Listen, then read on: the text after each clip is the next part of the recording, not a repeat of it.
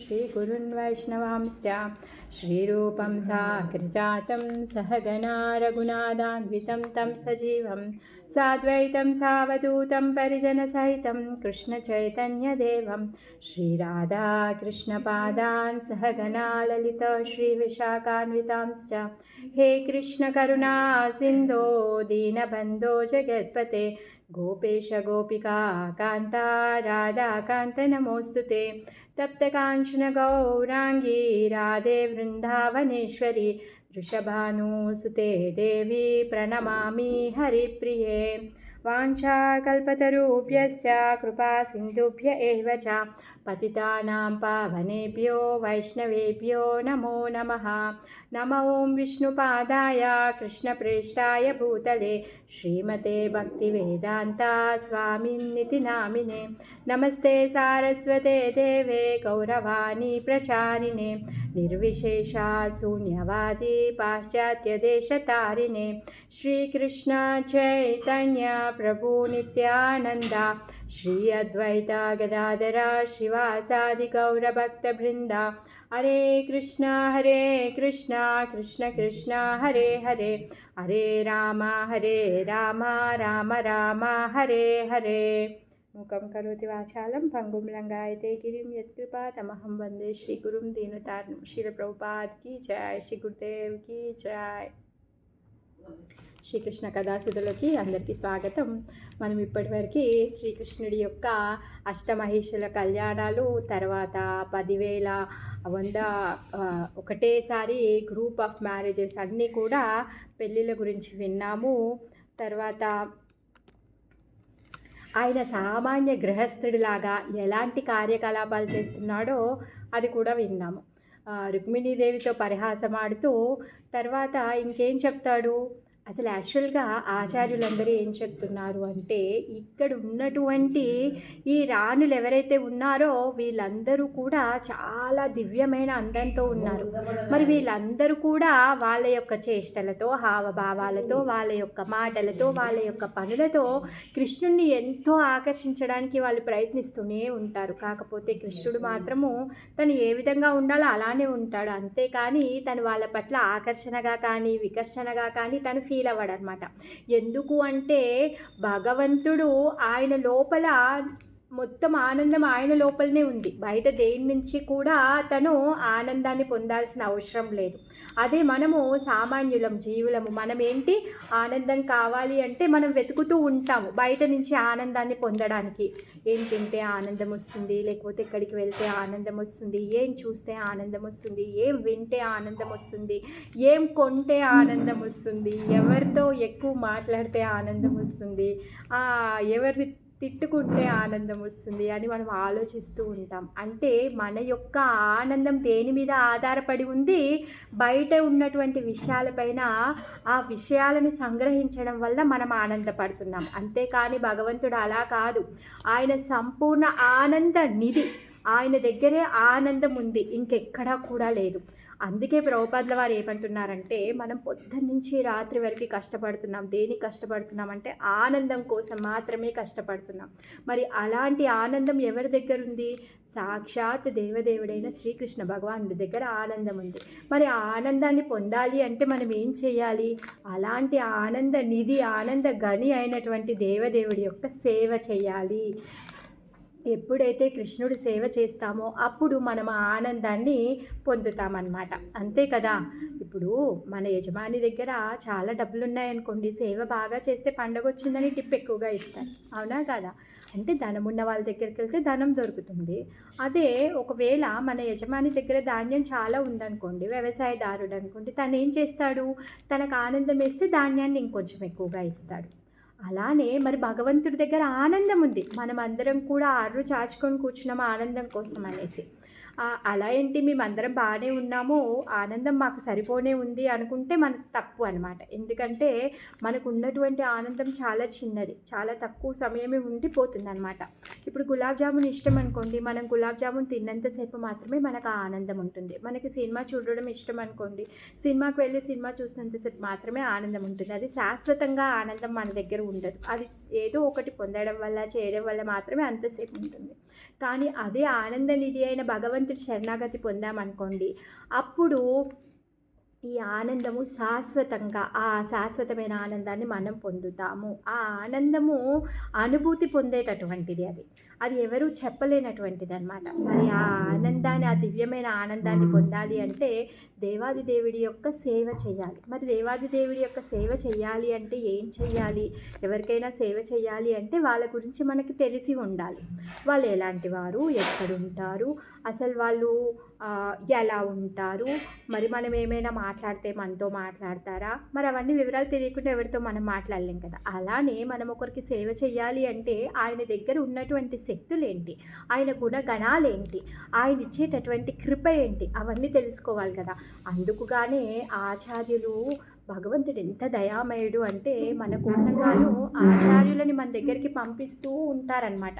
పంపించి భగవంతుడి యొక్క గొప్పతనం గురించి చెప్పిస్తూ ఉంటాడనమాట. అదే కోవలో మనం ఇప్పుడు దేవాది దేవుడైన శ్రీకృష్ణ భగవానుడి యొక్క గొప్పతనాన్ని చెప్పుకుంటున్నాం. ఎప్పుడైతే భగవంతుడి యొక్క గుణగణాలను మనం చెప్పుకుంటామో, భగవంతుడి యొక్క అపారమైన కృపని మనం చెప్పుకుంటామో, అప్పుడు మనకి భగవంతుడి పట్ల ఆసక్తి కలుగుతుంది, ఆయనకి సేవ చేయాలని కోరిక కలుగుతుంది అనమాట. లేకపోతే మనము భగవంతుడి గురించి ఏమీ తెలియకపోతే, ఆయన గురించి మనం ఏమి వినకపోతే మనం ఆయనకి సేవ చేయాలనే కోరిక కలగదు కదా. భగవంతుడు ఎంత గొప్పవాడండి. అసుర కులంలో పుట్టినటువంటి ఘోర రాక్షసుడైనటువంటి హిరణ్యకశిపుడి కడుపులో పుట్టినటువంటి ప్రహ్లాదుని కాపాడడం కోసం సాక్షాత్తు నరసింహ అవతారమే తీసుకున్నాడు. భక్తుడిని కాపాడడానికి తను దేనికి కూడా వెనకకపోడే. ధ్రువుడు వెళ్ళి మా తాతగారి కంటే గొప్ప రాజ్యం కావాలి అంటే తన సొంత ఇల్లునే ఇచ్చేశాడు, వైకుంఠాన్నే రాసిచ్చాడే. మరి అలాంటి కరుణామయుడు ఎక్కడ దొరుకుతాడు? మరి అలాంటి కరుణామయుడి గురించి, ఆయన గొప్పతనం గురించి వింటేనే కదా మనము ఏదో చిన్న చిన్న వాళ్ళ దగ్గరికి వెళ్ళి కాళ్ళు పట్టుకోకుండా సాక్షాత్తు దేవదేవుడి దగ్గరికి వెళ్ళి కాళ్ళు పట్టుకోగలుగుతాం. అందుకే నిత్యం భాగవత సేవయా, మనం ప్రతిరోజు భగవంతుడి యొక్క కథలను వినడం వల్ల, భగవంతుడి యొక్క కథలు చదవడం వల్ల అప్పుడు మనకు ఆ ఆసక్తి పెరుగుతుందన్నమాట. సో కృష్ణుడు ఈరోజు కృష్ణుడి యొక్క కొడుకు పెళ్ళి మనం నిన్న చెప్పుకున్నాం, ప్రద్యుమ్నుడి యొక్క పెళ్ళి చెప్పుకున్నాం. తర్వాత ఈరోజు ప్రద్యుమ్నుడి యొక్క కొడుకు అనిరుద్ధుడి యొక్క పెళ్లి గురించి ఈరోజు చెప్పుకుందాం.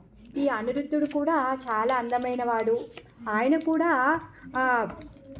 నీలమేఘ శ్యాముడు.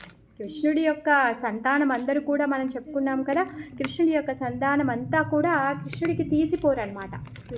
కృష్ణుడు ఏ విధంగా అయితే అందంగా ఉంటాడో, పరమ దివ్య మంగళ స్వరూపమో, వీళ్ళందరూ కూడా కృష్ణుడి లాగానే వీళ్ళందరికీ కూడా దివ్యమైన మంగళ స్వరూపం కలిగిన వాళ్ళనమాట.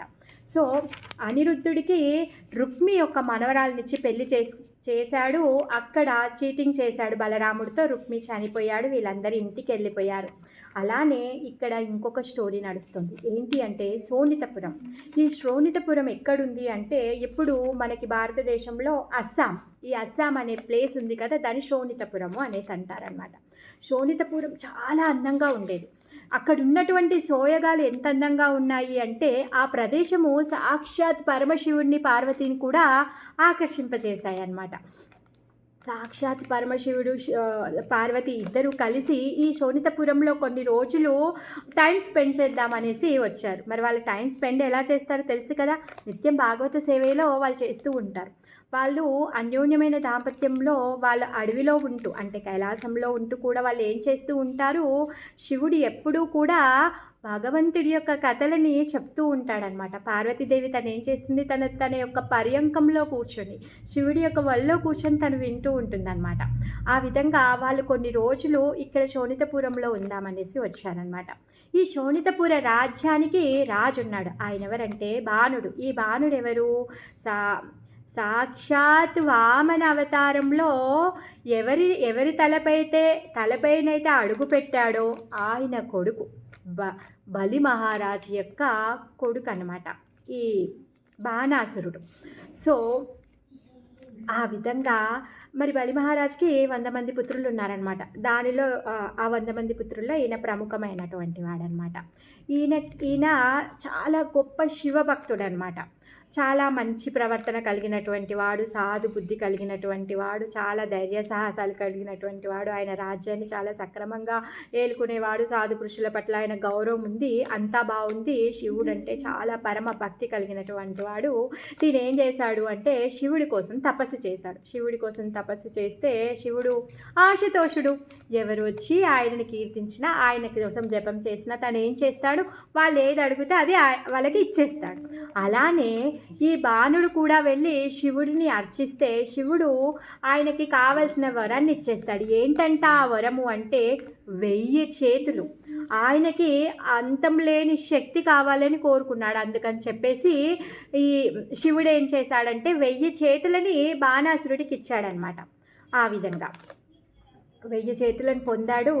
ఎప్పుడైతే శోణితపురానికి శివుడు వచ్చాడో అప్పుడు శివ తాండవం నడుస్తోందంట. ఒకసారి శివుడు డ్యాన్స్ చేస్తూ ఉన్నాడు. శివుడు డ్యాన్స్ చేస్తూ ఉంటే ఈ బాణాసురుడు ఏం చేశాడంటే ఆయన 1000 చేతుల్లో రకరకాల వాయిద్యాలని, వీణ, తబల, మృదంగ, ఫ్లూటు, గిటారు, పియానో అన్నింటినీ, ఎన్ని అయితే డోలు, డంక, పొంగ అన్నింటినీ, ఇంకా ఎన్ని రకాలైతే ఉంటాయో వాయిద్యాలు, ఈ వాయిద్యాలన్నింటినీ కూడా ఆయన 1000 చేతుల్లో పెట్టుకొని వాయిస్తున్నాడనమాట. ఎప్పుడైతే శివుడు నృత్యం చేస్తున్నాడో ఆయన నృత్యానికి తగ్గట్టుగా మ్యూజిక్ ఇస్తున్నాడనమాట. శివుడు ఎంత పరవశంలో ఆ మ్యూజిక్కి ఇంకా బాగా తన రిథమ్కి చాలా బాగా డ్యాన్స్ చేస్తున్నాడంట. అంత డ్యాన్స్ అయిపోయిన తర్వాత శివుడు చాలా సంతోషించాడనమాట. సంతోషించి మళ్ళీ బాణాసురుడిని అడుగుతాడనమాట. నీకేమైనా వరం కావాలంటే అడుగు అనేసి అంటాడనమాట. అప్పుడు ఈ బాణాసురుడు ఏమంటాడు అంటే నా పురం ఏదైతే ఉందో ఈ శోణితపురానికి మీ రక్షణ ఇవ్వండి అని చెప్పేసి అడుగుతాడనమాట. చూసారా, అంటే ఇప్పుడు ఆయనకి ప్రొటెక్టర్గా శివుడే కావాలి. సో ఇంకా ఆశుతోషుడు ఏం చేస్తాడు, ఏమీ చేయలేడు. సరే అని చెప్పేసి తదాస్తు అంటాడు. ఆయన నగరానికి ఆయనే రక్షణ ఇస్తాను అనేసి చెప్తారనమాట. అలా ఇలా కొన్ని రోజులు గడుస్తూ ఉంటుంది. అప్పుడప్పుడు తన కూతురు ఉంది ఉష, చాలా పరమ దివ్య స్వరూపిణి అనమాట. ఆమె ఎంత అందగత్తి అంటే అసలు ఆమె రూప లక్షణాలు చాలా గొప్పవన్నమాట.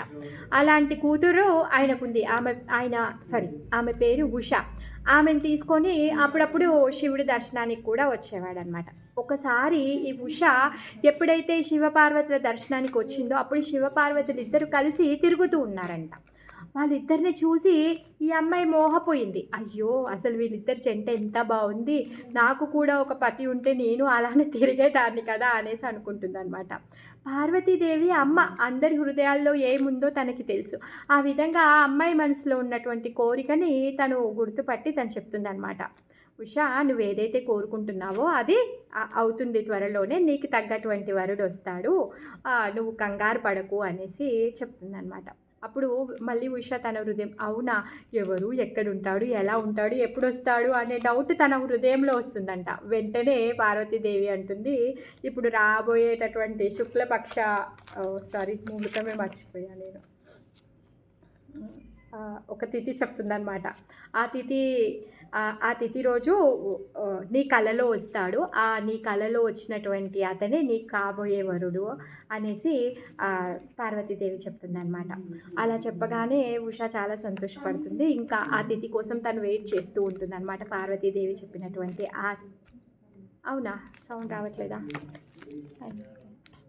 ఆ ముహూర్త సమయం కోసం, ఆ తిథి కోసం తను వెయిట్ చేస్తూ ఉందన్నమాట. తన కళ వస్తుంది కదా అని చెప్పేసి అలా ఎదురు చూస్తుంది. ఒక రోజంట బాణాసురుడు 1000 చేతులు ఉన్నాయి కదా, మళ్ళీ శివుడి దగ్గరికి వెళ్తాడనమాట. శివుడి దగ్గరికి వెళ్ళి ప్రణామాలు చెప్తాడనమాట. స్వామి, మీరు ఇచ్చినటువంటి ఏవైతే ఈ 1000 చేతుల బలం ఏదైతే ఉందో, ఈ 1000 చేతులు నాకు భారంగా అయిపోయాయి. ఇప్పుడు ఈ 1000 చేతులకు ఖాళీగా ఉన్నాయి, వీటికి దురద పెడుతుంది, ఏదో ఒక పని చేయాలి. అలా అని చెప్పేసి 1000 చేతుల్ని పని పెడదామని చెప్పేసి ఎవరి దగ్గరికన్నా వెళ్ళి యుద్ధం చేద్దాము అంటే ఎవరు కూడా నాతో యుద్ధం చేయట్లేరు. వాళ్ళు నన్ను చూసి నా భుజ బలాన్ని చూసి వాళ్ళు పారిపోతున్నారు అక్కడి నుంచే. నేను ఎవరితో యుద్ధం కూడా చేయలేకపోతున్నాను. అలానని చెప్పేసి నా చేతులకు ఉన్నటువంటి తీట ఏదైతే ఉందో అది తగ్గించుకోవాలని చెప్పేసి నేను ఈ పర్వతాలు ఉన్నాయి కదా, ఈ పర్వతాలని కొట్టి కొట్టి గుద్ది పొడి చేసేస్తున్నాను. ఇప్పటికీ ఎన్నో పర్వతాలని పొడిగా చేసేసాను. ఇప్పుడు నేను ఏం చేయాలో తెలియట్లేదు. నాతో యుద్ధం చేయడానికి బహుశా ఎవరు సరైన వాళ్ళు లేరు, మీరు ఒక్కరే ఉన్నారు స్వామి, మీరు యుద్ధం చేయండి నాతోని అని అడుగుతాడనమాట. ఎంత అహంకారం అంటే ఆయన దగ్గర ఉన్నటువంటి భుజ బలాన్ని చూసుకొని అహంకారం బాగా ఎక్కువైపోయిందనమాట. అందుకే ఆయనకి వరం ఇచ్చినటువంటి శివుణ్ణే ఆయనతో యుద్ధం చేయమని చెప్పేసి పిలుస్తున్నాడనమాట. అప్పుడు ఇంకా శివుడికి కోపం వస్తుందన్నమాట. నువ్వు నీ యొక్క భుజబలం మీద నీకు ఏదైతే అహంకారం ఉందో ఆ అహంకారం బాగా పెరిగిపోయింది. ఆ అహంకారంతో నువ్వు అసలు ఎవరితో ఏం మాట్లాడుతున్నావో కూడా నీకు తెలియకుండా ఉంది. అందుకని చెప్పేసి నీకు తగ్గట్టుగా యుద్ధం చేసేవాడు, నిన్ను ఓడించేవాడు, నీకు సరి అయిన ఉజ్జి రానే వస్తాడు. ఇప్పుడు ఏ రోజైతే తను వచ్చాడో అప్పటికి నీ మూడింది అనేసి అనుకో, నువ్వు ఇంకా నీ పని అయిపోతుంది ఆ రోజు అని చెప్పేసి చెప్తాడనమాట. సో ఆ మాట విని ఈ బాణాసురుడు సంతోషపడుతున్నాడు అనమాట. అయ్యో ఆహా, అయితే నాకు తగ్గటువంటి ఎవరో ఒక వీరుడు ఉన్నాడు, ఆయన వచ్చి నాతో యుద్ధం చేస్తాడు, సరే నేను అప్పుడు చూపిస్తాను నా శక్తి బలాన్ని అని చెప్పేసి ఈ బాణాసురుడు అలా అనుకుంటూ ఉంటాడు. సరే నేను వేచి ఉంటాను, నేను చూస్తాను అని చెప్పేసి తను అలా అనుకుంటూ ఉంటాడనమాట. అంటే మనిషికి ఉన్నటువంటి ఏదైతే శక్తి ఉందో అది భగవంతుడి కృపగా మనము భావించకుండా దానిని భగవంతుడి సేవలో ఉపయోగించకపోతే దాని ద్వారా మనకి ఏమొస్తుంది? గర్వం వస్తుంది. దాని ద్వారా మనకి కష్టమే వస్తుంది. ఈ గర్వం అనేది మనని మన యొక్క స్థితి నుంచి ఇంకా పడేస్తుంది, మనని ఇంకా ఉత్తమ స్థితికి మనని పెంచదు. ఈ గర్వము మనని మన లోపల ఉన్నటువంటి ఏదైతే శక్తిది కానీ, జ్ఞానం కానీ, అందం కానీ, బలం కానీ, ఐశ్వర్యం కానీ, ధనం కానీ ఏదైనా సరే దీనివల్ల వచ్చినటువంటి గర్వం వల్ల మనని మనం పతనం అయ్యే విధంగా చేసుకుంటాం. విచక్షణ జ్ఞానాన్ని మనము కోల్పోతామన్నమాట. అయితే ప్రభుపాదుల వారు చెప్తున్నారనమాట, ఎవరైతే కృష్ణ చైతన్యాన్ని స్వీకరిస్తారో, భగవంతుడి యొక్క భక్తి చేస్తారో వాళ్ళు ఏం చేస్తారంట, వాళ్ళ దగ్గర ఉన్నటువంటి బలాన్ని, అది భుజబలం కావచ్చు, బుద్ధి బలం కావచ్చు, అందం కావచ్చు, చందం కావచ్చు, చదువు కావచ్చు, ఐశ్వర్యం కావచ్చు, ఏదైనా కావచ్చు, ప్రతిదాన్ని కూడా వాళ్ళు భగవంతుడి యొక్క సేవలో పెడతారు. అప్పుడు వాళ్ళ దగ్గర ఉన్నటువంటి బలానికి ఏమంటారు, అది కరెక్ట్గా ఉపయోగించినట్టు. మరి ఇలా కృష్ణ చైతన్యం లేనటువంటి మూర్ఖులు ఎవరైతే ఉన్నారో వాళ్ళ దగ్గర ఉన్నటువంటి శక్తిని వాళ్ళు ఏం చేస్తూ ఉన్నారు, వాళ్ళ యొక్క ఇంద్రియ తృప్తికి వాళ్ళు వాడుతూ ఉన్నారు. వాళ్ళ ఇంద్రియ తృప్తికి వాళ్ళ శక్తిని వాడడం వల్ల వాళ్ళ యొక్క జీవితాన్ని పతనం చేసుకుంటూ ఉన్నారు. భగవంతుడు మనకి మానవ రూపాన్ని ఇచ్చాడు. మానవ రూపాన్ని ఇచ్చి మనని ఏం చేస్తున్నాడు, ఇంకా ఉత్తమమైన స్థాయికి వెళ్ళమని చెప్పేసి అవకాశం ఇస్తున్నాడు. అలా కాకుండా మనకున్నటువంటి బుద్ధిని, శక్తిని, బలాన్ని అన్నింటినీ భగవంతుడి యొక్క సేవలో ఉపయోగించకుండా మన యొక్క మానవ జన్మని మనం పశు జన్మకి పడేసుకుంటున్నాం అన్నమాట. అంటే మనకి ఇంకా ఈ మానవ జన్మ కంటే నీచమైన జన్మ ఏంటి? పశు జన్మ. అలాంటి పశు జన్మ కోరుకుంటూ మనం ఏం చేస్తున్నాము, భగవంతుడి యొక్క సేవని ధిక్కరిస్తున్నాం. అలా అందుకే ఏ శక్తి ఉన్నా కానీ ఆ శక్తి ఎలా ఉండాలి, అది భగవంతుడి అర్పణంగా ఉండాలి. ఎందుకంటే మన స్వతహాగా మన దగ్గర ఏదీ లేదు, ప్రతి ఒక్కటి కూడా భగవంతుడు కరుణిస్తేనే మనం పొందుతున్నాం. మరి ఆ కరుణని మళ్ళీ ఆయనకే ఉపయోగించాలి. ఎలా? ఏ విధంగా అయితే గంగా నదికి వెళ్ళి గంగకి అర్పిస్తామో అదేవిధంగా భగవంతుడు ఇచ్చినటువంటి శక్తిని, ఆయన ఇచ్చినటువంటి బుద్ధిని, ఆయన ఇచ్చినటువంటి కీర్తిని అన్నింటినీ కూడా ఆయన కోసమే మనం ఉపయోగించాలి. అప్పుడే అవి సక్రమంగా మనం ఉపయోగించినట్టు అనమాట. లేకపోతే అది దుర్వినియోగం అనమాట. అలా ఇప్పుడు నాన్న పిల్లోడికి డబ్బులు ఇచ్చాడు కొన్ని, ఆ డబ్బులని ఆ పిల్లోడు ఏం చేయాలి, వాడు సిగరెట్ తాగడానికో లేకపోతే మందు తాగడానికో ఉపయోగిస్తే బాగుంటుంది. అలా కాదు కదా. అలా కాదు, అయ్యో ఇప్పుడు నాన్న బర్త్డే వచ్చింది, లేకపోతే అమ్మ బర్త్డే వచ్చింది, లేకపోతే ఇంట్లో ఏదో ఒకటి తీసుకెళ్ళాలి అని చెప్పేసి అందరికీ ఉపయోగపడే విధంగా, లేకపోతే ఇంట్లో ఉన్నటువంటి దేవుడికి అర్పించడం కోసం కానీ స్వీటో, లేకపోతే భగవంతుడికి అర్పించడం కోసం కానీ పూలు కొనడమో, లేకపోతే నాన్న కోసం ఒక పెన్ను కొనడమో, అమ్మ కోసం గాజులు కొనడమో చేస్తే అప్పుడు సద్వినియోగపరిచినట్టు. అన్నట్టు. అలా కాకుండా నానిచ్చిన డబ్బులని పిల్లోడు వెళ్ళి సిగరెట్ తాగడం, మందు తాగడం చేస్తే అదేంటి దుర్వినియోగపరిచినట్టే కదా! అదేవిధంగా భగవంతుడు మనకిచ్చినటువంటి బుద్ధి, శక్తి, బలం ఏదైతే ఉందో అది మనం ఆయనకు అర్పణంగానే మనం చెయ్యాలి. అలా చేయడం వల్ల అది సద్వినియోగం అవుతుందనమాట. మరి ఇప్పుడు ఈ బాణాసురుడు ఏం చేస్తున్నాడు? తనకి గర్వం బాగా పెరిగిపోయింది. అలా పెరిగిపోవడం వల్ల తను ఏమనుకుంటున్నాడు? తనకి వరాన్ని ఇచ్చినటువంటి తన స్వామినే యుద్ధానికి పిలిచాడు. విచక్షణ, మర్యాద అన్నీ కోల్పోయాడు ఆ గర్వంలో. ఎవరితో ఏం మాట్లాడుతున్నాను? ఆయన పరమశివుడే. ఆయన నా పట్ల ప్రీతి చెంది నాకు రక్షణ ఇస్తూ నాకు ఇంత శక్తినిచ్చాడే. నేను ఆయన పట్ల ఏ విధంగా ప్రవర్తించాలి, కృతజ్ఞతాభావాన్ని చూపించడం కూడా తను మర్చిపోయాడనమాట. అలా సో ఇప్పుడు అంటే మనకు వచ్చేటటువంటి శక్తి వల్ల వచ్చేటటువంటి గర్వం అనమాట ఇది. ఈ అలా ఇంకా తను కూడా ఎదురు చూస్తున్నాడు. ఇక్కడ ఉష ఎదురు చూస్తుంది. ఉష ఎదురు చూసేటటువంటి ఆ రోజు రానే వచ్చిందనమాట. ఇంకా ఆ రోజు అమ్మో ఈరోజు పార్వతీదేవి చెప్పినటువంటి తిథి వచ్చేసింది. సో ఈ తిథి రోజు నాకు స్వప్నం వస్తుంది. ఆ స్వప్నంలో నాకు కాబోయే భర్తను నేను చూసుకోగలుగుతాను అని చెప్పేసి తను చాలా ఆతృతగా ఆరాటంగా ఎదురు చూస్తుంది. ఆ రోజు అసలు చాలా త్వరగా పడుకుంది. 6:30కే పడుకుంది. ఇంకా డిన్నర్ చేసిందో చేయలేదో తెలియదు. ఇంకా త్వరగా పడుకుంది అనమాట. ఇంకా పడుకుంటే ఇంక ఇప్పుడు కళలో ఆయనను చూడాలి. ఆమె యొక్క ధ్యేయం అదొక్కటే అనమాట. త్వరగా పడుకుంటుంది. అలానే కళలో ఒక అద్భుతమైన దివ్యమైన పురుషుడు వస్తాడనమాట. ఆయన ఎవరు అంటే అనిరుద్ధుడు. చాలా అందంగా ఉంటాడు. ఆయన వస్తాడు, ఆయనతో ఆడుకుంటుంటుంది, మాట్లాడుతూ ఉంటుంది, ఆయనతో టైం స్పెండ్ చేస్తూ ఉంటుంది అనమాట. సడన్గా స్వప్నం చెదిరిపోతుంది అనమాట. కళ చెదిరిపోతుంది. కళ చెదిరిపోయేసరికి మేల్కొని తను ఏడ్చేస్తుంది అనమాట. అయ్యో నువ్వు కళలో తను వచ్చి నువ్వెవరు, ఎక్కడుంటావు, నీ వివరాలు చెప్పు అని అడుగుతుంది. కాకపోతే ఆ వివరాలన్నీ ఆయన చెప్పేలోపే ఈమె కళ మాత్రం చెదిరిపోయిందనమాట. కళ చెదిరిపోయేసరికి తను ఏడుస్తుందనమాట లేచి. అక్కడ అందరూ ఆమె చెలికత్తెలు ఉంటారు. వాళ్ళందరి మధ్యలో చూసి, ఎందుకంటే లేచేసరికి చెలికత్తెలు అందరు ఉన్నారు ఆమె భవనంలో. సో సిగ్గుపడుతుంది అనమాట. అయ్యో ఏంటి నేను ఇలా వీళ్ళందరి ముందు ఇలా ఏడ్చేశాను అని చెప్పేసి. అయితే బాణాసురుడి యొక్క ఒక మంత్రి ఉంటాడనమాట. ఆ మంత్రికి కూతురు ఉంటుంది. ఆ కూతురు పేరు చిత్రలేఖ. ఆ చిత్రలేఖ ఆమె చాలా చాలా క్లోజ్ అనమాట ఉషాకి క్లోజు. తర్వాత ఆమె అడుగుతుందనమాట, కుంభారుడు అంట ఆయన పేరు. ఎవరు? ఈ చిత్రలేఖ వాళ్ళ డాడీ పేరు. ఈ కుంభారుడి యొక్క కూతురు అనమాట. ఆ కూతురు తను ఏమంటుందంటే, సరే ఎందుకు ఇంతగా కలవరపడుతున్నావు, ఏంటి సంగతి అనేసి అంటే, అప్పుడు ఉష ఏం చేస్తుంది అంటే చిత్రలేఖ చెప్తుంది అనమాట. ఇలా నేను నా స్వప్నంలో నేను ఒక అబ్బాయిని చూశాను. ఆయనతో మాట్లాడుతూ ఉండగానే కళ్ళ చెదిరిపోయింది. నేను ఆయననే పెళ్లి చేసుకోవాలనుకుంటున్నాను. నేను ఆయననే వరించాను అనేసి తను చెప్తుందనమాట.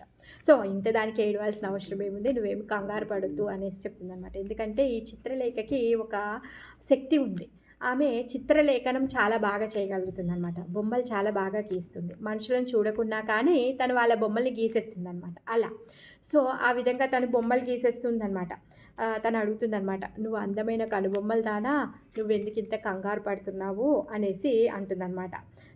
నువ్వెవరినైతే కోరుకుంటున్నావో చెప్పు, నేను వాళ్ళని నేను గీస్తాను అనేసి తను అంటుందన్నమాట. సరే నువ్వు ఇంత కంగారు పడాల్సిన అవసరం లేదు అనేసి తను అంటుందన్నమాట. ఆ విధంగా తను ఏం చేస్తుంది అంటే, అందరు ఎవరైతే ఫేమస్ రాజకుమారులు ఎవరైతే ఉన్నారో, రాజులు ఎవరైతే ఉన్నారో వాళ్ళందరి బొమ్మల్ని కూడా టకా గీసేస్తూ ఉంటుందన్నమాట. ఎవరు? మన ఉగ్రసేనుల వారిది, తర్వాత కృష్ణుడిది, బలరాముడిది, ప్రద్యుమ్నుడిది, ఇంకా మామూలుగా ఇంకా ఫేమస్ ఎవరెవరైతే ఉన్నారో వాళ్ళందరిది కూడా, యక్షులది, గంధర్వులది, దేవతలది, తర్వాత కిన్నరులది, వీళ్ళందరూ కూడా ఎవరెవరైతే ఫేమస్గా ఉంటారో వీళ్ళందరి ఫొటోస్ అన్నిటి తను డ్రా చేస్తూ ఉంటుందన్నమాట. అందరినీ చూస్తూ తను రిజెక్ట్ చేస్తుంది. వీళ్ళు కాదు. ఎప్పుడైతే ప్రద్యుమ్నుడిని డ్రా చేయగానే సిగ్గుపడుతుంది అనమాట. ఎందుకంటే ప్రద్యుమ్నుడు మామగారు అవుతారు కదా. సో తర్వాత అనిరుద్ధుని డ్రా చేస్తుంది అనమాట. అనిరుద్ధుని డ్రా చేయగానే తను చూసి మళ్ళీ అదే ఏ విధంగా అయితే కళ చెదిరిపోతే కలవరంతో ఉందో అదే సేమ్ కలవర పడుతుంది అనమాట. అప్పుడు ఇంకా చిత్రలేఖ అనుకుంటుంది, సో ఇతనే ఆ బాయ్ అనేసి అనుకుంటుంది అనమాట. అయితే అప్పుడు చెప్తుంది అనమాట, లేదు ఇతనే అనేసి తన ఆనందపడుతుంది అనమాట. అప్పుడు గట్టిగా అరుస్తుంది, ఆహా నేను కోరుకున్నటువంటి ఆయన దొరికేశాడు అనేసి అంటుందన్నమాట. అప్పుడు చిత్రలేఖ ఏమంటుందంటే, నో ప్రాబ్లం, ఓకే నీకు ఈ అబ్బాయి కదా, ఈ అబ్బాయి కావాలి కదా, నేను తీసుకొస్తాను అనేసి అంటుందన్నమాట. ఈమె యోగమాయ శక్తి అంశ అనమాట.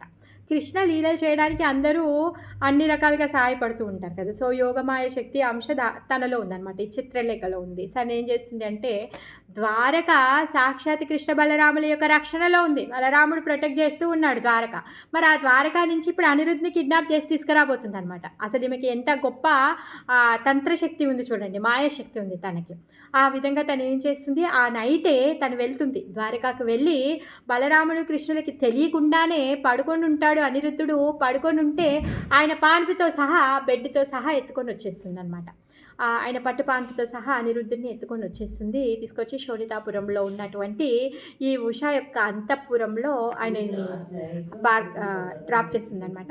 ఆ విధంగా అక్కడికి వచ్చిన తర్వాత అనిరుద్ధుడు కొంచెం సేపు డిస్టర్బ్ అవుతాడు. సరే నన్ను ఎందుకు తీసుకొచ్చారా అని అడుగుతాడు, కొంచెం విరుద్ధంగా మాట్లాడతాడు. కాకపోతే ఎప్పుడైతే ఉష లేదు మీరంటే నాకు ఇష్టం, నేను నిన్ను పెళ్లి చేసుకోవాలనుకుంటున్నాను అంటే, క్షత్రియుడి యొక్క ధర్మం. సో ఎవరైనా వచ్చి పెళ్లి చేసుకోవాలి అనుకుంటే వాళ్ళని నో చెప్పలేరు కదా. సో ఆ విధంగా అనిరుద్ధుడు ఇంకేమీ చేయలేడు. సో అలా అని చెప్పేసి తను ఊరుకుంటాడు. కాకపోతే తను వెళ్ళిపోతాను అనేసి అనుకుంటాడు అక్కడి నుంచి. వాళ్ళు తీసుకొచ్చినంత మాత్రాలు ఆయన అక్కడే ఉండాలని ఏమీ లేదు, తను వెళ్ళిపోతాను అనేసి అనుకుంటాడు. అలా అని చెప్పేసి సాక్షాత్ కృష్ణుడి యొక్క కొడుకుని వీళ్ళు ఎవరైనా వాళ్ళ మాయతంత్రాల ద్వారా వాళ్ళని తీసుకొచ్చి వాళ్ళని వశపరచుకోగలుగుతారా అంటే ఎవరికీ ఆ శక్తి లేదు. కాకపోతే భగవంతుడు లీలలు చేస్తూ ఉంటాడు కాబట్టి ఆయన లీలలో భాగమే అనమాట ఇదంతా కూడా. అనిరుద్ధుడిని బంధించే శక్తి ఎవరికీ లేదు, కాకపోతే భగవంతుడి యొక్క లీల జరుగుతూ ఉంటుంది. మరి భగవంతుడు ఏం చేస్తూ ఉంటాడు, ఆయన లీలలు చేయడానికి వచ్చినప్పుడు అక్కడ ఉన్నటువంటి వాళ్ళందరినీ రంజింపచేయడమే కాకుండా భూభారాన్ని కూడా తను తగ్గిస్తూ ఉంటాడు. మరి అందులో ఆ కార్యక్రమంలో భాగంగా ఎవరిని ఎప్పుడు ఎక్కడ ఎలా రక్షించాలి, ఎవరిని ఎప్పుడు ఎక్కడికి ఎలా పంపించాలో ఆయనకు బాగా తెలుసు, ఆయన ఎక్స్పర్ట్. సో ఆ విధంగా అనిరుద్ధుడు అక్కడికి వెళ్తాడు. వెళ్ళిన తర్వాత ఈ ఉష అనిరుద్ధుడు అంటే ఎంత ప్రేమ అంటే ఆయనకి సపర్యలు చేయడము, ఆయన గార్లెండ్ ఇవ్వడము, బట్టలు ఇవ్వడము, ఆయనకి రకరకాల మంచి వ్యంజనాలను వండి సర్వ్ చేయడం, ఎలా అంటే ఒక దాసిలాగా సేవ చేస్తుందన్నమాట. ఇంకా ఆమె చేసేటటువంటి సేవకి అనిరుద్ధుడు ఫ్లాట్ అయిపోయాడనమాట. ఇంకా అసలు వశం అయిపోయాడు. ఆమె చేసేటటువంటి పనులకి ఆమె మాటలతో ఆయనని వశీకరణ పరిచేసుకుంటుంది అనమాట. సో ఆ విధంగా అనిరుద్ధుడు అక్కడే ఉండిపోతాడు. కొంతకాలం గడుస్తూ ఉంటుందన్నమాట. అలానే వాళ్ళిద్దరు కలిసి తిరుగుతూ ఉన్నారు. మరి ఈ ఉష యొక్క అంతఃపురం ఎలా ఉంటుంది అంటే అక్కడికి ఎవరు పురుషులు కూడా అక్కడికి ఎంట్రీ లేదు. వాళ్ళ సోదరుడు కూడా రాడు. వస్తే ఆ నాన్నగారు వస్తారు, అది కూడా ఎప్పుడో ఒకసారి వస్తారు, లేకపోతే ఈమె వెళ్ళి కలిసి వస్తుంది. ఆడబట్టులే ఉంటారు, అంతా ఆ అమ్మాయిల ఫ్రెండ్స్ వీళ్ళే ఉంటారనమాట. అలాంటి ప్రొటెక్షన్లో ఈ ఉష పెరుగుతూ ఉందన్నమాట. కానీ ఇప్పుడు ఇక్కడికి అనిరుద్ధుడు వచ్చేసాడు. సో ఇప్పుడు అనిరుద్ధుడితో కలిసి తిరుగుతూ ఉంటుందన్నమాట. ఎవరైతే ఈ బాణాసురుడి యొక్క సైనికులు ఎవరైతే ఉన్నారో, ఆడబట్టులు ఎవరైతే ఉన్నారో వాళ్ళు ఏం చేస్తారు అంటే వాళ్ళు వెళ్ళి బాణాసురుడికి ఈ మెసేజ్ని పంపిస్తారనమాట. ఎందుకంటే వాళ్ళు భయపడుతున్నారు. ఆ ఉష ప్రవర్తనలో తేడా వచ్చేసింది. ఎందుకంటే తను చేసేటటువంటి కన్యకా వ్రతం ఏదైతే ఉందో అది బ్రేక్ అయిపోయినట్టు కనిపిస్తుంది. ఆమె హావభావాల్లో కానీ ప్రవర్తనలో కానీ అది బ్రేక్ అయినట్టుగా కనిపిస్తుంది. ఒకవేళ ఈ విషయము మేము చెప్పకుండా వేరే వాళ్ళు ఎవరైనా వెళ్ళి బాణాసురుడికి చెప్పారనుకోండి, బాణాసురుడు వచ్చి మమ్మల్ని చంపేస్తాడు. అందుకే ఇప్పుడు ధైర్యం చేసుకొని ఎలానో ఒకలాగా వాళ్ళ కూతురులో వచ్చినటువంటి చేంజింగ్ని తీసుకెళ్ళి మేమే చెప్తాము అని చెప్పేసి వాళ్ళందరూ ధైర్యంగా వెళ్ళి వాళ్ళు మీటింగ్ పెట్టుకొని వాళ్ళందరూ వెళ్ళి బాణాసురుడి దగ్గరికి వెళ్ళి చెప్తారనమాట. చూడు, బాణాసురుడికి చెప్తారు, రాజా మీ అమ్మాయిలో ప్రవర్తనలో తేడా వచ్చింది, ఇక్కడికి ఒక పురుషుడు వచ్చాడు, యదువంశీయ పురుషుడు వచ్చాడు, ఆయనతో తిరుగుతూ ఉంది మీ అమ్మాయి అని చెప్పేసి చెప్తాడనమాట. బాణాసురుడికి బాగా కోపం వస్తుంది. సో అంత కోపం వస్తుంది. తను సరే నేనే చూస్తాను అని చెప్పేసి తను వస్తాడనమాట. అక్కడికి వచ్చేసరికి వాళ్ళ నాన్న అక్కడికి వచ్చేసరికి ఉష ఇంకా అనిరుద్ధులు కూర్చొని ఇద్దరు పాచికలు ఆడుతూ ఉన్నారనమాట. పాచికలు ఆడుతూ ఉన్నారు. ఉష యొక్క గార్లాండ్ ఏదైతే ఉందో అది అనిరుద్ధుడు భుజం మీద ఉంటుందన్నమాట. అసలు అది చూడగానే ఇంకా పాపం తండ్రికి ఫ్యూజులు ఎగిరిపోయి అసలు వచ్చేస్తున్నాడు అనమాట. అనిరుద్ధుని బంధించడం కోసం అనేసి దగ్గరికి వస్తూ ఉంటేనే ఆ ఉష అంటుంది, లేదు లేదు నాన్న వద్దు, నువ్వు అలా చేయొద్దు అనేసి చెప్తుంది అనమాట. బట్టలు ఆమెను పట్టేసుకుంటారు. బాణాసురుడు దగ్గరికి వస్తూ ఉంటే ఈ అనిరుద్ధుడు ఒక గదను పట్టుకుంటాడనమాట. మూస అనే లోహంతో చేసినటువంటి గద అనమాట. అది స్పెషల్ లోహంతో చేశారంట. ఆ గదని పట్టుకొని ఆ బాణాసురుడు సైనికులతో వచ్చాడు కదా! ఆ సైనికులు వేసేటటువంటి బాణాలన్నింటినీ కూడా తను ఎదురు జవాబు చెప్తాడనమాట. ఆ విధంగా తర్వాత ఏం చేస్తారు అంటే ఈ శోణితపురానికి ఎవరికి అసలు పర్మిషన్ లేదు అసలు అమ్మాయి యొక్క అంతఃపురంలో రావడానికి. అలా ఎలా వస్తాడని పాపం డౌట్ పడతాడు. కాకపోతే అక్కడ ఎవరు లేకపోతే మిమ్మల్ని చంపేస్తానని కూడా అంటాడు. తీరా అక్కడికి వచ్చి చూసేసరికి అనిరుద్ధుడు కనిపించేస్తాడు. కనిపించిన తర్వాత నాగపాశంతో అనిరుద్ధుడిని బంధించేస్తాడనమాట. బంధించేస్తాడు. కానీ ఉష మాత్రం లేదు నేను ఆయనని పెళ్లి చేసుకుంటాను అని చెప్తుంది వాళ్ళ నాన్నకి. కాకపోతే వినడు. ఈ విషయాన్ని అక్కడ మరి ఇన్ని రోజులు అయ్యిందే అనిరుద్ధుడు కనిపించకపోతే ద్వారకాలో ఉన్న వాళ్ళకి కంగారు రాదా? ఒక రోజు 2 రోజులు అంటే అంత పెద్ద ఫ్యామిలీ కాబట్టి మేబీ ఎవరు ఒకరినొకరు కలవలేదేమో అనుకోవచ్చు. అయినా కానీ కృష్ణుడు ఒకరినొకరిని కలవకుండా ఎలా ఉంటాడు? సాక్షాత్ కృష్ణుని చూడకుండా, కలవకుండా, మాట్లాడకుండా ద్వారకాలో ఉన్నటువంటి ఏ సభ్యుడైనా ఊరుకుంటాడా? ఊరుకోరు కదా. సో ఆ విధంగా ఒకరోజు 2 రోజుల్లోనే అనిరుద్ధుడు లేడు అన్న విషయం, లేడు తను మిస్ అయ్యాడన్న విషయం తెలుస్తుంది. వాళ్ళందరూ వెతుకుతూ ఉన్నారు. కాకపోతే దానిలోనే 4 నెలలు వర్షాకాలం గడిచిపోయిందనమాట. జాడ దొరకలేదు. అప్పుడు నారదుల వారు వచ్చి కృష్ణ బలరాములకి చెప్తాడనమాట. ఇప్పుడు అనిరుద్ధుడు శోణితపురంలో ఉన్నాడు, బాణాసురుడు అనిరుద్ధుని నాగపాశంలో బంధించాడు అన్న విషయాన్ని చెప్తారనమాట. అది వినగానే బలరాముడు ఇంకా అస్సలు 10 అక్షోణిల సైన్యాన్ని తీసుకొని తర్వాత సాత్యకిని తర్వాత వాళ్ళందరినీ తీసుకొని వచ్చేస్తాడనమాట. వాళ్ళందరినీ తీసుకొని శోణితపురానికి వస్తాడనమాట. శోణితపురానికి వచ్చేటప్పుడు ముందుగా బలరాముడు ఉన్నాడంట. ఆయన సైన్యాన్ని అంతా ముందు పెట్టుకొని వచ్చేటప్పుడు శోణితపురానికి ఎంటర్ అవ్వగానే ఆ శోణితపురానికి ఉన్నటువంటి బౌండరీ వాళ్ళు, గోపురాలు, గేట్స్, పెద్ద పెద్ద డోర్సు, ఎక్కడైతే ఆ అవుటర్లో ఏదైతే ఆ రాజ్యానికి చుట్టుపక్కల ఉన్నటువంటి వనాలు ఇవన్నీ కూడా ధ్వంసం చేసేసారనమాట. వాళ్ళు అలా ధ్వంసం చేస్తూ బయటికి లోపలికి వస్తుంటే బాణాసురుడికి ఆ విషయం తెలిసిందనమాట. ఆ విషయం తెలిసి తను ఏం చేస్తున్నాడంటే తన సైన్యాన్ని తీసుకొని తను కూడా బయటికి వెళ్ళి వాళ్ళిద్దరిని ఎదుర్కోవడానికి బయటికి వెళ్తున్నాడు అనమాట. సో ఈ ధ్వజాలు, తర్వాత గోపురాలు, ఉద్యానవనాలు ఇవన్నీ కూడా చెదిరిపోయాయి. మరి ఇప్పుడు ఈ శోణితపురానికి రక్షకుడుగా ఎవరున్నారు? పరమశివుడు ఉన్నాడు. పరమశివుడు ఇప్పుడు ఈ శోణితపురాన్ని రక్షించడం కోసం గాను ఆపోజిట్ పార్టీలో యుద్ధం చేయడానికి శివుడు వచ్చాడు. ఆ విధంగా శివుడు ఇప్పుడు ఆ శోణితపుర రక్షణార్థమే తను వచ్చాడనమాట. ఇప్పుడు శివుడికి తెలియదా కృష్ణుడి శక్తి? తెలుసు. కాకపోతే శివుడు ఏమీ అనకుండా యుద్ధంలో ఎందుకు పాల్గొంటున్నాడు అంటే కృష్ణుడి యొక్క శక్తిని ప్రతి ఒక్కరికి కూడా చూపించడానికి. కృష్ణుడు నాకంటే ఉత్తమమైన వాడు, ఆయన పరమశక్తిమానుడు అని చెప్పేసి అందరికీ చూపించడం కోసం, భగవంతుడి యొక్క కీర్తిని ఇంకా పెంచడం కోసం అని చెప్పేసి శివుడు ఏమీ మాట్లాడకుండా ఆయనతో అగెనెస్ట్గా యుద్ధం చేయడం కోసం తను నించుంటాడనమాట. మరి బాణాసురుడికి కూడా మాట ఇచ్చాడు. మళ్ళీ కృష్ణుడి యొక్క కీర్తిని ఇంకా పెంచాలి కాబట్టి తన అపోజిట్ పార్టీలో యుద్ధం చేయడానికి ఉంటాడనమాట. శివుడు ఇంకా కృష్ణుడు ఇద్దరు పోరాడుతూ ఉన్నారు. ప్రద్యుమ్నుడితోనేమో కార్తికేయుడు పోరాడుతూ ఉన్నాడు. తర్వాత అసలు అక్కడ యుద్ధం ఎంత భీకరంగా అవుతుంది అంటే ఆ యుద్ధం ఎంత అద్భుతంగా ఉంది అంటే అది చూసిన వాళ్ళందరికీ కూడా రోమాంచనం అవుతుంది. డైరెక్ట్ సాక్షాత్ కృష్ణ ఇంకా శివ ఫైటింగ్ అంటే ఎలా ఉంటుంది అసలు? మామూలుగా ఏదో ఏమంటారు చిన్న చిన్న వాళ్ళు యుద్ధం చేస్తేనే యుద్ధం చాలా ఇంట్రెస్టింగ్గా ఉంది, ఫైటింగ్ చాలా ఇంట్రెస్టింగ్గా ఉంది అనేసి అనుకుంటాం. సాక్షాత్ కృష్ణ పరమేశ్వరులు ఇద్దరే యుద్ధం చేస్తున్నారు అనమాట. అలా సాంబుడేమో బాణుడితో యుద్ధం చేస్తున్నాడు, సాత్యకి సాంబుడేమో బాణుడి కొడుకుతో యుద్ధం చేస్తున్నాడు, సాత్యకేమో బాణుడితో యుద్ధం చేస్తూ ఉన్నాడనమాట. మరి ఈ యుద్ధాన్ని చూడడానికి ఎవరెవరు వచ్చారు అంటే సాక్షాత్ బ్రహ్మాది దేవతలందరూ వచ్చారు. బ్రహ్మలోక వాసులు వచ్చారు, స్వర్గలోక వాసులు వచ్చారు, తర్వాత సిద్ధులు, చారుళ్ళు, తర్వాత గంధర్వులు, మునులు, అప్సరసలు, యక్షులు వీళ్ళందరూ కూడా వచ్చేసారు. వాళ్ళ విమానాల్లో వచ్చారు ఈ యుద్ధాన్ని చూడడం కోసం అనమాట. ఇప్పుడు కృష్ణుడు సాంగధన్వాన్ని తీసుకున్నాడు. తను ఇంకా శివుడి యొక్క సైన్యం పైన బాణాలు విసురుతూ ఉన్నారనమాట. శివుడి యొక్క సైన్యం ఏంటి? భూత, ప్రేత, ఢాకిని, గుహ్య, తర్వాత యాదాతు, తర్వాత ప్రమతులు, తర్వాత వినాయకులు, ప్రేతాలు, మాతృకణలు వీళ్ళందరూ కూడా అనమాట. ఈ కూష్మాండులు, బ్రహ్మరాక్షసులు వీళ్ళందరూ కూడా వస్తున్నారనమాట శివుడి తరపు నుంచి యుద్ధం చేయడం కోసమని. ఇంకా త్రిశూలాన్ని పట్టుకొని శివుడు అక్కడ ఉన్నాడనమాట. సో కృష్ణుడి పైన అన్ని రకాల అస్త్రశస్త్రాలు వీళ్ళందరూ కూడా విసురుతున్నారనమాట. కృష్ణుడు కొంచెం కూడా డిస్టర్బ్ అవ్వకుండా తన సాంగధన్వాన్ని నుంచి అన్ని బాణాలు వదిలేసి మిగిలిన వాళ్ళందరినీ కూడా తరిమి కొట్టేశాడనమాట.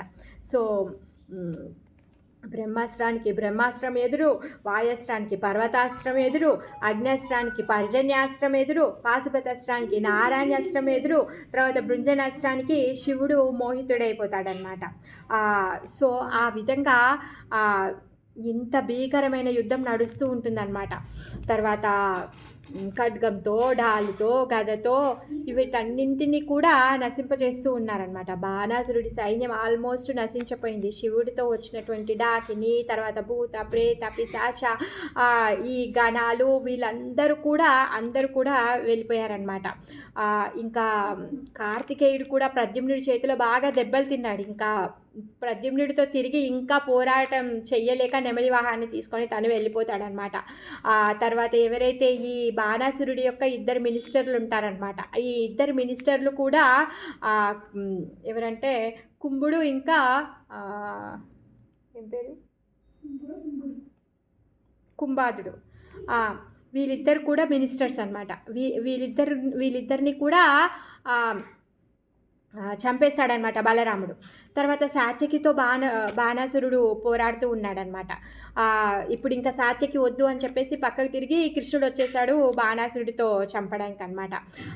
ఒకేసారి 500 ధనస్సులు, ఎందుకంటే 1000 చేతులు ఉన్నాయి కదా, 500 చేతుల్లో 500 ధనస్సులు పెట్టుకొని ఒక్కొక్క ధనస్సులో 2 బాణాలు పెట్టుకొని కృష్ణుడి మీదకి ఎసురుతూ ఉన్నాడనమాట. సో కృష్ణుడు అన్ని బాణాలని ఖండించేశాడు. రథం విరిగిపోయింది, రథసారథి పడిపోయాడు, రథానికి ఉన్నటువంటి గుర్రాలు చెదిరిపోయాయి, రథం ధ్వంసమైపోయింది. అలా అయిపోయేసరికి భానుడు ఏం చేస్తాడంటే, ఇంకా ఏం చేస్తాడు, ఆయన దగ్గర ఆయుధాలన్నీ కింద పడిపోయి వెంటనే కృష్ణుడు పాంచజన్యాన్ని పూరించాడనమాట. సో అప్పుడు బాణాసురుడి యొక్క అమ్మకి భయం ఇస్తుందన్నమాట. ఆమె కోటర, ఈమెకి భయం వేసి కొడుకు ప్రాణాలు ఎక్కడ పోతున్నాయో అని చెప్పేసి పెద్ద వికృత రూపాన్ని తీసుకొని ఆ జుట్టుని వీరపోసుకొని నగ్నంగా కృష్ణుడు ముందరికి వస్తుందన్నమాట. అలా నగ్నంగా వచ్చిన శ్రీని చూడలేక కృష్ణుడు తలని పక్కకు తిప్పుకుంటాడనమాట. పక్కకు తిప్పుకుంటే ఈ బాణాసురుడు అబ్బా ఇప్పుడు ఛాన్స్ దొరికింది అని చెప్పేసి పారిపోవడానికి అని చెప్పేసి బాణాసురుడు ఏం చేస్తాడంటే ఆయన రాజ్యంలోకి, ఆయన అనంతపురంలోనికి లోపలికి వెళ్ళిపోతాడనమాట. లోపలికి వెళ్ళిపోతాడు. తర్వాత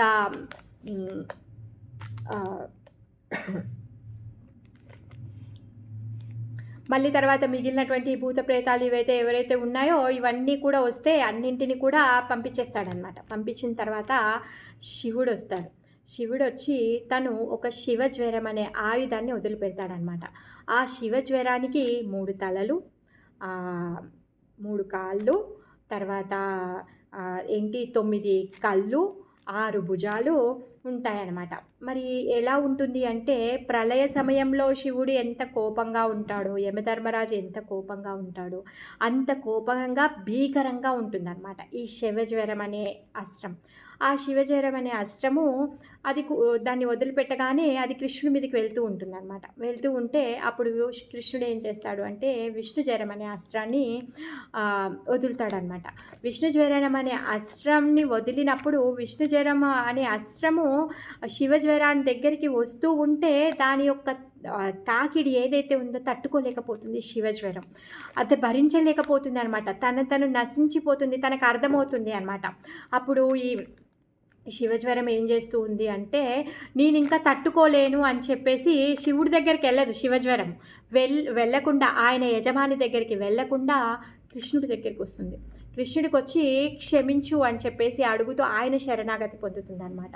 శివజ్వరం వచ్చేసి కృష్ణుడు శరణాగతి పొందుతుంది ఆయన యొక్క యజమానిని వదిలేసి. ఎందుకంటే అందరికీ యజమాని కృష్ణుడు అన్న విషయం ఆ శివజ్వరానికి తెలుసు.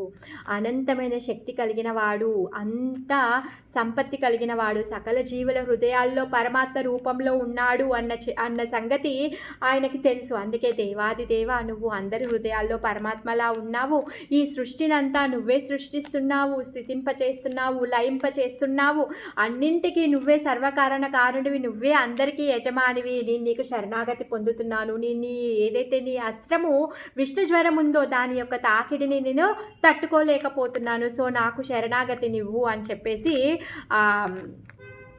వేడుకుంటూ ఉందన్నమాట. నువ్వు భూభారాన్ని తగ్గించడానికి ఇక్కడికి వస్తావు, ఎన్నెన్నో లీలలు చేస్తూ ఉంటావు, అందుకే నువ్వు అవతరిస్తావు, నీ యొక్క తేజంతో కాలిపోతున్నాను, నీ పాదపద్మాల సేవలో నేను ఇప్పుడు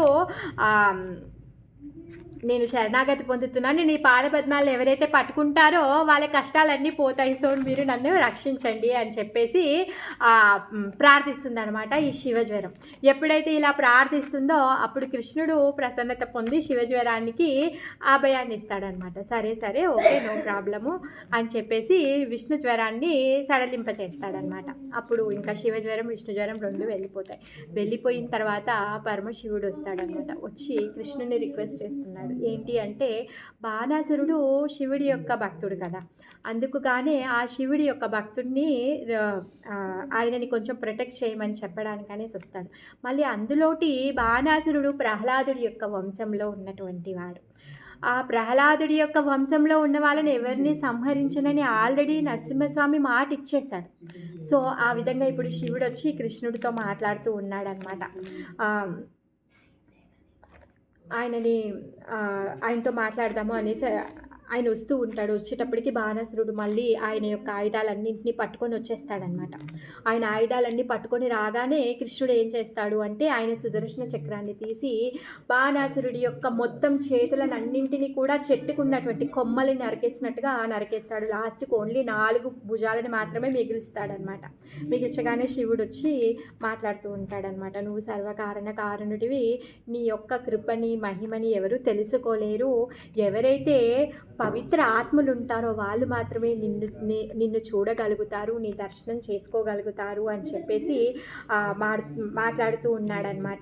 సో ఇతను నా భక్తుడు, ఈయనని కాపాడండి అనేసి చెప్తాడనమాట. తర్వాత ఇంకేమంటాడు అంటే, మీ యొక్క రూపము ఎలాంటిది అంటే, మీ కళ్ళు సూర్యుడు, మీ మనసు ఇంద్రుడు, చంద్రుడు, తర్వాత నీ యొక్క పాదాలు ఇద్దరని, తర్వాతనేమో శివ, నేనేమో అహంకారాన్ని, సముద్రమేమో ఉదరము, తర్వాత ఇంకేంటి బ్రహ్మేమో మేధస్సు, ప్రజాపతేమో జనానాంగము, ధర్మమేమో నీ హృదయము అని చెప్పేసి భగవంతుడి యొక్క అంగాలన్నింటినీ కూడా తను పొగుడుతూ తను ఏం చెప్తున్నాడు అంటే, ఎవరైతే ఇంత జ్ఞానం ఉన్న వాళ్ళే నీ యొక్క రూపాన్ని అర్థం చేసుకోలేరే, మరి లోపల కల్మషాలు పెట్టుకున్న వాళ్ళు నీ యొక్క రూపాన్ని ఎలా అర్థం చేసుకుంటారు, నీ యొక్క దివ్య రూపాన్ని ఎవరు తెలుసుకోలేరు అనేసి చెప్తున్నారనమాట. ఎవరైతే భగవంతుడి యొక్క భక్తి చేస్తారో వాళ్ళే, నీ శరణాగతి పొందిన వాళ్ళు మాత్రమే స్వయంగా నిన్ను తెలుసుకోగలుగుతారు. ఎందుకు, భగవంతుడికి ఎవరైతే నీకు శరణాగతి పొందుతున్నాను అని ఎవరైతే చెప్తారో వాళ్ళకి భగవంతుడు తనని తాను ప్రకటింపచేసుకుంటాడనమాట. మనము భగవంతుడి యొక్క భక్తి చేయాలని మనం సంకల్పించి భగవంతుడి యొక్క భక్తి చేసినప్పుడు భగవంతుడు తనని తానే నేను ఇలా అని మనకు అర్థమయ్యేలాగా తను మన హృదయంలో చెప్తాడనమాట. అది భగవంతుడికి మనకి లోపల ఉన్నటువంటి కనెక్షన్. అందుకే ఎవరైతే ఏమంటారు పవిత్ర ఆత్మలు ఉన్నారో వాళ్ళకి నువ్వు అర్థం అవుతావు అనేసి చెప్తాడనమాట.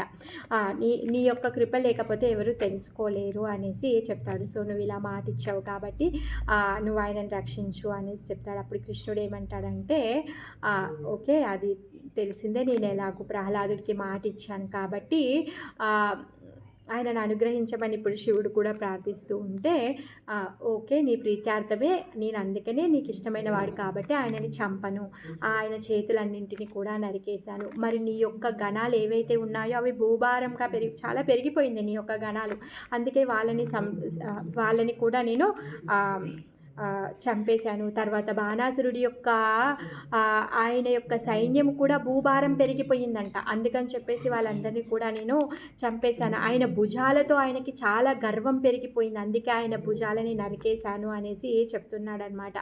ఇంకా ఈ 4 భుజాలు ఏవైతే ఉన్నాయో అవి ఈ ఆయన జర ఇంకా మరణం అనేది ఉండదు. ఆయనకు ముసలితనం కూడా రాదు. ఆయన చనిపోడు. ఎప్పుడు నీ అనుచరుల్లో ఒకడిగా ఉంటాడు అనేసి చెప్తున్నాడనమాట.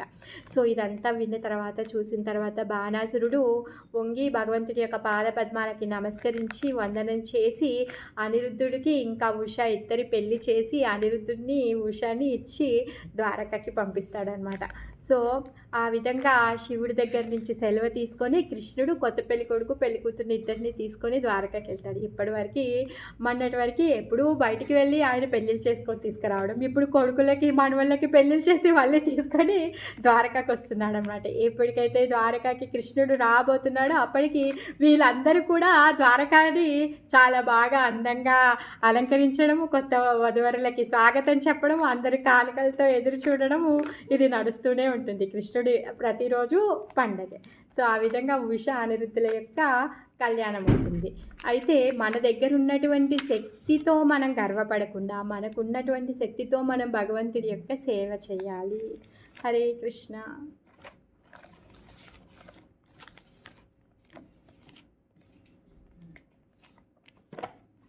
అందరికీ ధన్యవాదాలు. హరే కృష్ణ. రేపు ఇంకో కథతో కలుసుకుందాం. రేపే కదేసి.